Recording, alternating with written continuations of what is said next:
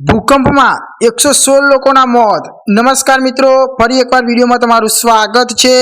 મિત્રો, ચીનથી એક મોટા સમાચાર સામે આવ્યા છે, જેમાં મોડી રાત્રે ભયંકર ભૂકંપના આંચકા અનુભવાયા હતા, જેમાં અત્યાર સુધીમાં 100 થી વધુના લોકોના મોત થયા છે।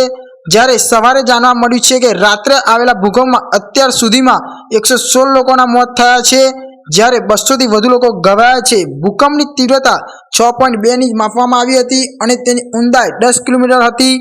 ભૂકંપના કારણે અનેક જગ્યાએ ભારે નુકસાન થયું છે અને હાલ રાહત અને બચાવ કાર્ય માટે રેસ્ક્યુ ટીમને ઘટના સ્થળે રવાના કરવામાં આવી છે।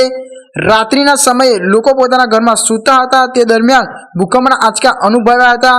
લોકો પોતાના ઘરની બહાર દોડી ગયા હતા। આ ભૂકંપના કારણે ગાંસુ અને કિધાઈ પ્રાંતમાં ભારે તબાહી સર્જાઈ છે, જેમાં અનેક ઘરો ધરાશાયી। પાકિસ્તાનમાં પણ ધરા ધ્રુજી હતી, જેની તીવ્રતા 5.8 મપાઈ હતી। ચીનના ગાંસુમાં ભૂકંપને કારણે વધારે તબાહી સર્જાઈ હતી, જેના પગલે રાહત કાર્ય ઝડપી શરૂ કરી દેવામાં આવ્યું છે। હાલ 33 એમ્બ્યુલન્સ અને 173 મેડિકલ સ્ટાફને ઘટના સ્થળે રવાના થઈ ગઈ છે।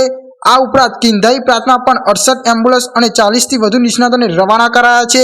મિત્રો, આવી જ ઘટનાઓ, દુર્ઘટનાઓની ખબરો જાણવા આપણી ચેનલને સબસ્ક્રાઇબ કરો અને વિડીયોને એક લાઇક કરો। ધન્યવાદ।